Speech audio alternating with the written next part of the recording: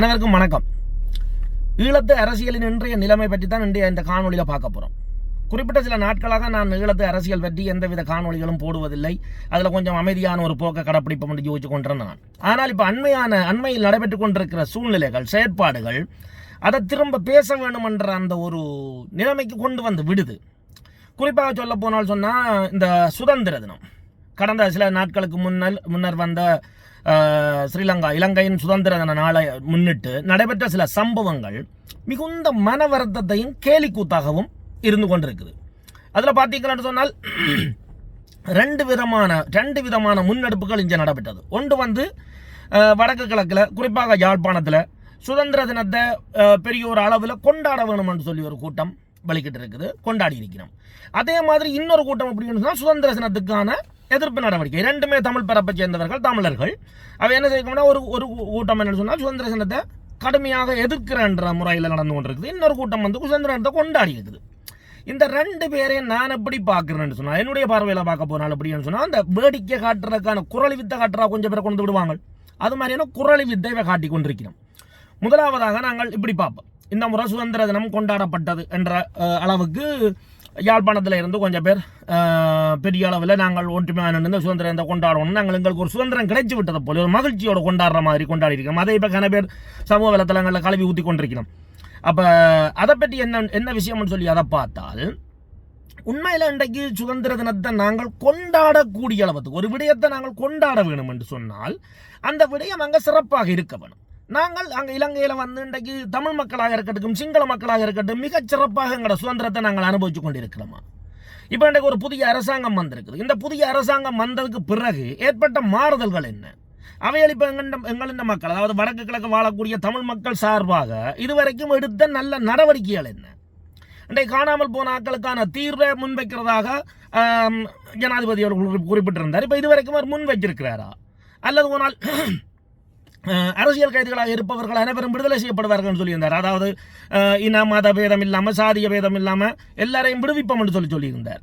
ஆனால் இன்றைக்கு அந்த அரசியல் கைதிகள், தமிழ் அரசியல் கைதிகள் இதுவரைக்கும் விடுதலை செய்யப்படவில்லை. அப்போ இப்படியான ஒரு சூழல்ல எங்களுக்கான அரசியல் அதிகார பகிர்வு சம்பந்தமான எந்த விடயத்தையுமே இந்த அரசு முன்வைக்காத சூழ்நிலையில் இப்போ இந்த கொண்டாட்டத்தை கொண்டாடுகிற அளவுக்கு என்ன நடந்திருக்குது? நீங்கள் எதை வச்சு நீங்கள் அதை கொண்டாட்டமாக பார்த்தீங்கள்? அதாவது நாங்கள் இலங்கையின் சுதந்திர தினத்தை கொண்டாடுவோம், என்னத்தை வச்சு நீங்கள் கொண்டாடி இருக்கிறீங்க? உங்களுக்கு என்ன ஒரு சிறப்பியல்பு, உங்களுக்கு என்ன கிடைச்சிருக்கு? அப்போ அதை பார்க்கணும். இது ஒரு பக்கம் இருக்கட்டும். ரெண்டாவது கொண்டாடக்கூடாது. ஸ்ரீலங்கா சுதந்திர தினத்தை நாங்கள் கருப்பு தினமாக கொண்டாடுவோம் என்று சொல்லி எங்களுடைய அரசியல் தலைவர்கள் கொஞ்சம் பேர் தலையில் கருப்பு துண்டோட அவைகள் தங்கட பாட்டுக்கு அவைகள் ஒரு பக்கத்தால் போய் கொண்டிருக்கணும். அதை விட பல்கலைக்கழகத்துக்குள்ள பார்த்தீங்கன்னு சொன்னால் இலங்கை தேசிய கொடியை இறக்கி வச்சுட்டு கருப்பு கொடியை ஏற்றி இருக்கிறோம். என்ன சொன்னால், இது இந்த சுதந்திர தினம்ன்றது எங்களுக்கு ஒரு துக்க தினம் என்று சொல்லியிருக்கிறோம். சரி, இப்போ இந்த சம்பவங்கள் ரெண்டையும் நீங்கள் ஒன்று பொருத்தி பாருங்க. ஒன்று கொண்டாடின கோஷ்டிக்கு தான் மண்டைக்கு ஒன்றும் இல்லை என்று சொன்னால், இந்த எதிர்ப்பை வெளியிட்ட இந்த குழுவை எடுத்துக்கொள்ளுங்க. அதில் பார்த்தீங்கன்னு சொன்னால் பெரிய பெரிய சட்டத்தரணிகள், அரசியல் ஆளுமைகள், பாராளுமன்ற உறுப்பினர்கள், ஸ்ரீதரனாக இருக்கட்டும், கஜேந்திரகுமாராக இருக்கட்டும், இவையில் எல்லாரும் அதுக்குள்ள வென்று எதிர்ப்பை தெரிவிக்கணும்.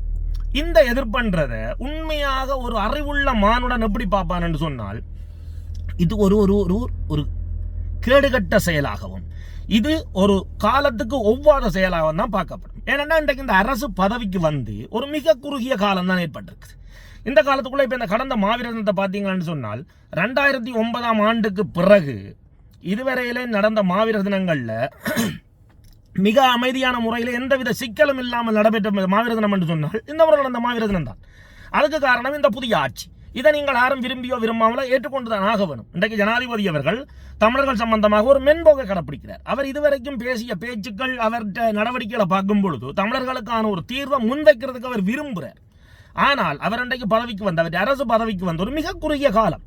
ராஜபக்ச அவர்கள் 2005 ஆண்டு ஜனாதிபதியாக வந்த பொழுது கூட 2005 ஆண்டு மாவீரர் உரை எடுத்து பார்த்தீங்கன்னா தெரியும், தலைவர் அவர்கள் சொல்லியிருப்பார், இப்போ வந்திருக்கிற ஜனாதிபதிக்கு நாங்கள் கொஞ்சம் கால அவகாசம் கொடுக்குறோம், ஒரு கால அவகாசம் தேவை. நீங்கள் நினைக்கிற மாதிரி சூப்பர்மேன் மாதிரி எடுத்த உடனே எல்லாத்தையும் எடுத்து கவிட்டு கொட்டி போட்டு போயிடலாம். அப்போ அந்த வகையில் ஒரு கால அவகாசம்ன்றது தேவை, அதை நாங்கள் கொடுக்க வேணும். இப்போ இன்றைக்கு இந்த ஜனாதிபதி இன்றைக்கு ஒரு 3-4 மாதங்கள் இந்த எங்களுடைய அரசு இப்போ இருக்கிற அரசு அமைச்சு 3-4 மாதம், இந்த 3-4 மாதத்துக்குள்ள அவர்கள் என்ன எங்களுக்கு, அதாவது தமிழ் மக்களுக்கு எதிரான வேலைகள் என்ன வேலை செய்திருக்கிறார்கள். இப்போ அண்மையில் கூட ஜனாதிபதி அவர்கள் யாழ்ப்பாணத்துக்கு வருகை இருந்தார், வெள்ளட்டுத்துறைக்கு வருகை வந்திருந்தார்.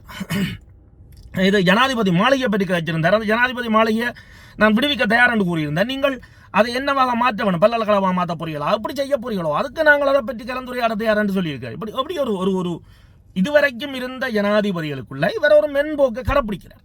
அப்போ அதை கடைப்பிடிக்கக்குள்ள நீங்கள் எல்லாரும் என்ன சொல்றீங்க, எல்லாரும் எங்களுடைய தேசிய தலைவரை நீங்கள் முழுமையாக படிச்சிருந்தால், தலைவர் பிரபாகரன் அவர்களை நீங்கள் எல்லோரும் முழுமையாக உணர்ந்து கொண்டிருந்தால், அவர் என்ன சொன்னவர், எங்களுடைய எதிரி தான் தீர்மானிக்கிறான் நாங்கள் என்ன ஆயுதத்தை எடுக்கணும் என்று. அப்ப இன்றைக்கு ஜனாதிபதி அவர்கள் உங்களை நோக்கி அன்பு கரங்களை நீட்டிக் கொண்டிருக்கார். நீங்கள் என்ன சொன்னால் ஏதோ சாணியை கரைச்சி அடிக்கிற மாதிரி நீங்கள் வேலை செய்வீங்க. இப்ப இன்றைக்கு இனவாதம் இல்லாமல் அவர் இன்றைக்கு மாவீரர் நடத்துறதுக்கு அனுமதிச்சார். அதுக்கு பிறகு இப்ப யாழ்ப்பாணத்துக்கு வருகை தந்து தமிழ் மக்களோட கலந்துரையாடி தமிழ் மக்களோட பிரச்சனைகளை தீர்க்கணும் என்று விரும்புகிறார். இந்த மாதிரியான சூழ்நிலையில நீங்கள் இன்றைக்கு தேசிய கொடியை இறக்கி எறிஞ்சு போட்டு, அதாவது இலங்கை தேசிய கொடியை இறக்கி எறிஞ்சு போட்டு கருப்பு கொடியை ஏத்துறான்றது சிங்கள தேசத்தில் இருக்கக்கூடிய பேரினவாதிகளுக்கு ஒரு பெரிய ஒரு ஓர்மத்தை கொடுக்கும். அவர்கள் என்ன செய்வார்கள், இன்றைக்கு ஜனாதிபதியை நோக்கி உடனடியாக அவர்கள் தங்களுடைய எதிர்ப்பு குரலை உயர்த்துவார்கள், தங்களுடைய இனவாத கருத்துக்களை பரப்புவார்கள். அப்ப இப்படியான சூழல்ல என்ன நடக்கும் என்று சொன்னால், உண்மையாக தான் என்ன வேலையை செய்யணும், அவருக்கு ஒரு டாஸ்க், ஒரு கால அவகாசம் இருக்கு, இத்தனை மாதத்துக்குள்ள நான் இன்ன தீர்வை கொடுக்கலாம். அப்ப அதை கூட கொடுக்க முடியாத சூழலுக்கு நீங்களே உருவாக்கி விடுறீங்க. அப்ப தென்னிலங்கையில உள்ள பேரினவாதிகள் என்ன செய்யணும், ஜனாதிபதிக்கு எதிரான கருத்துக்களை முன்வைப்பினோம், எதிர்கருத்துக்களை வைப்பினோம். அப்ப ஜனாதிபதி உங்களுக்கு செய்யணும் என்று நினைக்கிற விடயங்களை கூட செய்ய முடியாத சூழலுக்கு தள்ளப்படும். இப்ப இன்றைக்கு என்ன மெயின் பிரச்சனை என்னன்னு சொன்னா, தமிழ் அரசியல் தலைவர்களான்னு சொல்லக்கூடிய ஸ்ரீதரனா இருக்கட்டும், இல்லை கஜேந்திரகுமாரா இருக்கட்டும், இவர்களுக்கு எல்லாருக்கும் செய்யறதுக்கு அரசியல் இல்லாத சூழல் ஒன்று வந்துட்டு. என்ன பிரச்சனை, தமிழ் தேசியம் என்று சொல்லி ஒரு போலி தேசியத்தை வச்சு தாங்களும் தங்களுடைய குடும்பங்களும் தங்களை சேர்ந்தவர்களும் உழைக்கிறதுக்காக தொடர்ந்து அவர்கள் வேலை செய்து கொண்டு இருந்தபடியால் தமிழ் மக்கள் இருந்தவர்கள் நம்பிக்கை இழக்கிற ஒரு சூழல் ஒன்று வருது. அப்ப தமிழ் மக்களை திரும்ப முரண்பட வைக்கிறதுக்கான வேலையை தான் நீங்கள் செய்கிறீங்க.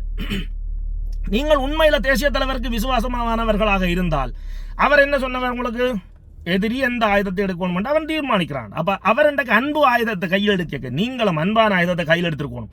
இன்றைக்கு நீங்கள் பாராளுமன்ற உறுப்பினர்களாக நீங்கள் தெரிவு செய்யப்பட்டு இன்றைக்கு எத்தனையாவது நவம்பர், டிசம்பர், ஜனவரி, பிப்ரவரி 3 மாதமாச்சு. இந்த 3 மாதத்துக்கையும் பாராளுமன்ற உறுப்பினர்களாக இருப்பவர்கள் இல்லாதவர்கள் தமிழ் அரசியல் தலைமைகள் சொல்லி இருக்கக்கூடிய எல்லாருமாக சேர்ந்து எங்களுடைய அரசியல் கைதிகளை விடுவியுங்கள் என்று ஜனாதிபதியை நோக்கி நீங்கள் ஒரு கோரிக்கை வச்சிங்களா? ஒற்றுமையாக ஒரு கோரிக்கையை நீங்கள் முன் வச்சிங்களா? முதலாவது கேள்வி. 2வது, காணாமல் போனோருக்கான ஒரு தீர்வு அவர்கள் எங்க ஒன்றில் அவர்களுக்கு என்ன முடிவென்றதை சொல்லுங்க, இல்லை என்று சொன்னால் அவர்களுக்கு என்ன அடுத்த கட்ட தீர்வு என்ன என்றதை பற்றி முன்வையுங்கன்னு சொல்லி நீங்கள் அனைவரும் ஒற்றுமையாக நீங்கள் கேட்டீங்களா? ஜனாதிபதியிட்ட கேட்டீங்களா? அல்லது முன்னால் தமிழர்களுக்கான அரசியல் உரிமை, எங்களுக்கான தீர்வு இப்படி இருக்கணும்னு சொல்லி ஒரு தீர்வு வரைபொண்டை வச்சு நீங்கள் அரசியல் பாராளுமன்ற உறுப்பினர்களாக இருக்கிறவர்கள் இல்லாதவர்கள் எல்லாருமாக சேர்ந்து நீங்கள் என்ன செய்திருக்கணும், ஒரு திட்டம் ஒன்றை வரைஞ்சி இது சம்பந்தமாக இதன் அடிப்படையில் ஜனாதிபதியோடு நாங்கள் கலந்துரையாட விரும்புகிறோம், நாங்கள் பேச விரும்புகிறோம் என்று நீங்கள் 6வது கேட்டீங்களா? அப்ப நீங்கள் இதுவரைக்கும் நீங்கள் செய்ய வேண்டிய அரசியல் ஒன்றையுமே நீங்க செய்யாம விட்டுட்டு ஆக செய்கிற வேலை என்ன, இங்க இருந்து கொண்டு நீங்கள் விளையாட்டு காட்டுவியல், இனவாதத்தை தூண்டுவியல். முந்தியும் இப்படித்தான் அமிர்தலிங்கமாக இருக்கட்டும், இல்லை என்று சொன்னால் அதோட இருந்த மற்ற சம்பந்தனா இருக்கட்டும், இருந்த அரசியல் தலைவர்மார் எல்லாரும் இங்க நின்று கொண்டு தமிழன் என்று உணர்வை தூண்டி போட்டு இங்க உள்ள எங்கட மக்களை போர்க்களத்தில் இறக்கி சண்டையில பிடிக்க விட்டுட்டு ஓடி போய் கொழும்புல வீடு எடுத்து சிங்கள மக்களோட, சிங்களவர்களோட, சிங்கள பேரினவாதிகளோட, குறிப்பா சிங்கள மக்களோட சொல்லணும், சிங்கள பேரினவாதிகளோட ஒன்றா இருந்து உணர்ந்து கொண்டு சந்தோஷமா இருந்துட்டு முள்ளிவாய்க்கால் எங்கட மக்கள் செத்து கொண்டிருக்க கூட இந்த அரசியல் தலைவர்கள் என்ன செய்தார்டா, சிங்கள பேரினவாதிகளோட ஒன்றாக இருந்து உணவருந்தி கொண்டு மகிழ்ச்சியாக தான் இருந்தவை. இது எல்லாரும் புரிஞ்சு கொள்ள வேணும். அப்ப இந்த மாதிரியான சூழல்ல இப்ப இன்றைக்கு திரும்ப நீங்கள் என்ன செய்றீர்கள், உசுப்பேத்திரிகள் ரோட்ல நின்று இது ஒரு கருப்பு தினம், இது ஒரு இப்படியான கருப்பு தினம் தான், அதுல மாற்று கருத்து இல்லை. ஆனா ஏனென்று சொன்னால் உண்மையில தமிழர்களுக்கான உரிமை கிடைக்க இல்லை. ஆனா அந்த கிடைக்க வேண்டிய உரிமையை கேட்டு நீங்கள் 6வது கோரிக்கை முன் வச்சியலா? அது சம்பந்தமாக பேசுறதுக்கு நீங்கள் தயாரா? உங்களை இன்றைக்கு ஒருவேளை ஜனாதிபதி உங்களை பேசுறதுக்கு வாங்கொண்டு கூப்பிட்டால் என்ன பேச போறோம், உங்களுடைய ஒரு ஒற்றுமையான முடிவு ஒன்று இருக்கா? இது சம்பந்தமா தான் நாங்கள் பேச போறோம். பேச்சுவார்த்தை யார் போறீங்கன்றது பேச்சுவார்த்தை குழு ஒன்று அமைச்சிங்களா? ஒரு அறிஞர்கள், நாட்டின் வரலாறு தெரிஞ்சவர்கள், இந்த விடுதலைக்கான பயணத்தில் சேர்ந்து பயணித்தவர்கள், இப்படியான மற்றது எங்களோட மூத்தவர்கள், இப்படி ஒரு கூட்டத்தை சேர்த்து நீங்கள் ஒரு குழு கொண்ட உருவாக்கி வச்சிருக்கிறீங்களா? பல்கலைக்கழக பேராசிரியர்களாக இருக்கட்டும், அல்லது அரசியல் சம்பந்தப்பட்ட முக்கியஸ்தர்களாக இருக்கட்டும், பத்திரிகையாளர்களாக இருக்கட்டும், இப்படியான ஆக்களை சேர்த்து நீங்கள் ஒரு குழுவை அமைச்சு இந்த குழு தான் உங்களோட பேசுமென்று நீங்கள் தீர்மானிச்சிருக்கலாமே. அது செய்தியடா, ஒன்றுமே இல்லை. அப்போ அப்படி இல்லை, தேர்ந்தெடுக்கப்பட்ட பிரதிநிதியுடன் பேசணும் அப்படின்னு சொன்னீங்கன்னா அர்ஜுனாவுடன் பேசணும். இன்னைக்கு அர்ஜுனா செய்து கொண்டிருக்கிற வேலையை பார்த்தால் அது என்னென்னு சொல்றது, குரங்கின்ற கையில் பூமாலையை கொடுத்தன்ற வசனத்தை நாங்கள் கேள்விப்பட்ட நாங்கள் இப்போ தான் முதலாக பார்க்குறோம். குரங்கட கையில் பூமாலையை கொடுத்து விட்டுருக்கிறீங்க.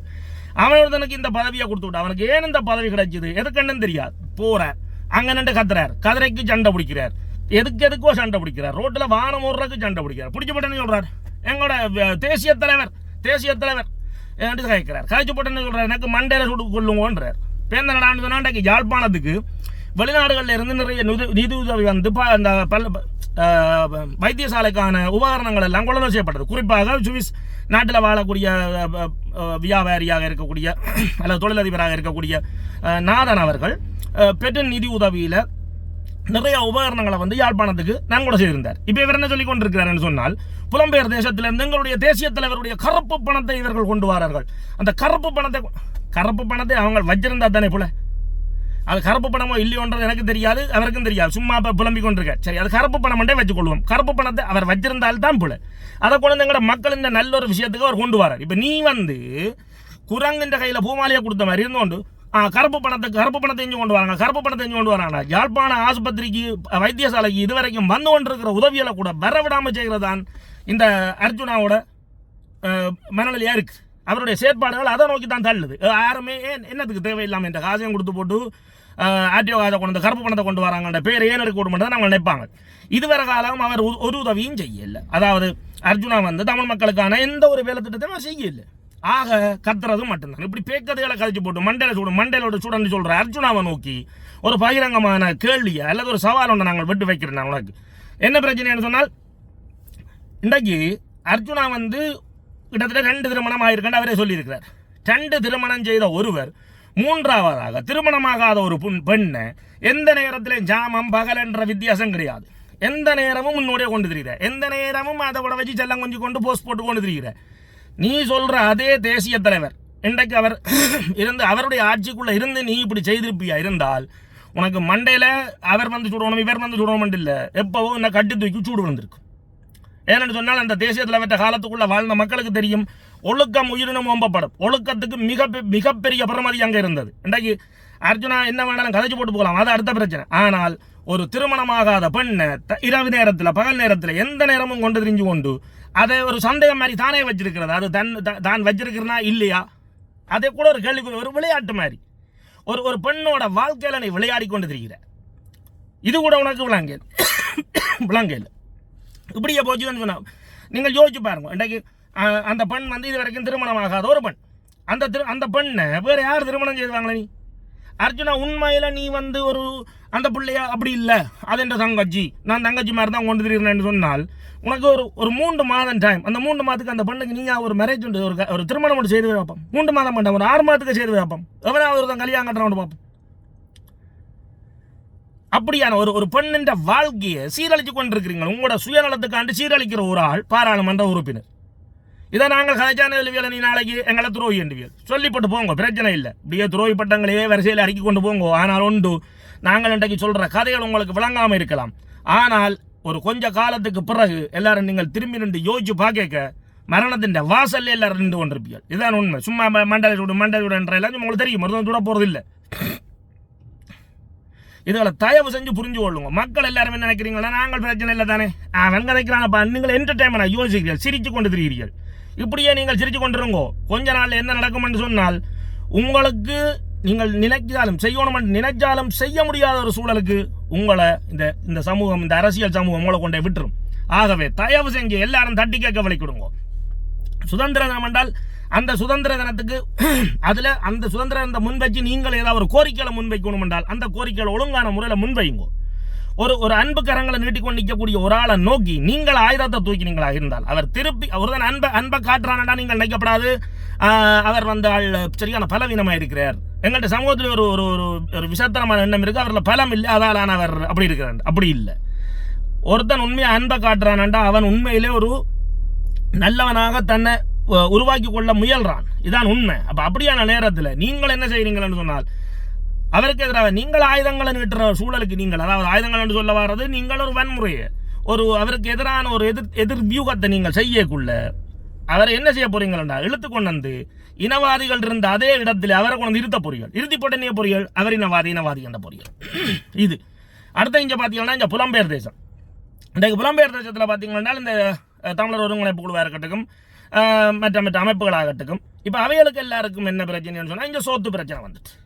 ஏனென்றால் நாட்டில் அங்கே ஒரு பிரச்சனை நடக்கலைன்னா இங்கே இவைக்கு பிழைப்பில்லை. ஆக இங்கே செத்த வீடுகள் இந்த மாவீரதினம் கொண்டாடலாம், அதில் கொஞ்சம் காசு வரும், அதில் சோறு விற்கலாம், கொத்தரோட்டு விற்கலாம், கூழ் விற்கலாம், இப்படி அதில் ஒன்று கொஞ்சம் கொண்டு போகலாம். அடுத்ததாக பார்த்தீங்கன்னு சொன்னால் மற்றவர்களுடைய நினைவு தினங்கள் இப்படி உண்டு. அடுத்தது போராட்டங்கள். இந்த போராட்டங்கள் என்ற பேரில் என்ன செய்கிறேன்னு சொன்னால் பாராளுமன்றத்துக்கு முன்னால், இலங்கை எம்பசிக்கு முன்னால் போராட்டங்களை நடத்துறது. இந்த போராட்டங்கள்னால என்ன பலன் நடக்குது, எப்போ நடத்துறன்றது முக்கியம் இல்லை, அதை பற்றியெல்லாம் யோசிக்கிறது இல்லை. ஆனால் நாங்கள் போராட்டம் நடத்துவோம். இப்போ இன்றைக்கு இலங்கையின் சுதந்திர தினத்தை அன்றைக்கு பார்த்தீங்கன்னா இந்த பிரித்தானியாவில் பெரிய அளவில் ஒரு போராட்டம் முன்னெடுப்பு நடந்தது.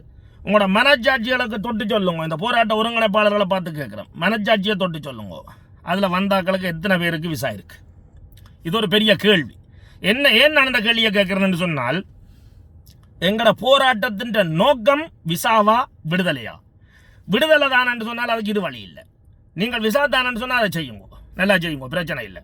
ஆனால் நீங்கள் இப்படி செய்து கொண்டு போகிறதால எங்களோட போராட்டத்தின் நோக்கம் வேறு எங்கேயோ போய்கொண்டிருக்குது. அவர் நோக்கம் மாறின போராட்டமோ நோக்கம் மாறின செயல்பாடு ஒரு பொழுதும் வெற்றி அளிக்காது. அப்போ நீங்கள் உங்களின் சுயநலத்துக்காக ஆயிரக்கணக்கான மாவீரர்கள் என்ற தியாகங்களை அற்ப விசாக்காக நீங்கள் விற்று கொண்டிருக்கிறீர்கள் என்றதை இந்த டிசிசி போன்ற அமைப்புகளுக்கு நான் உண்மையாக பகிரங்கமாக நான் குற்றம் சாட்டுறேன்.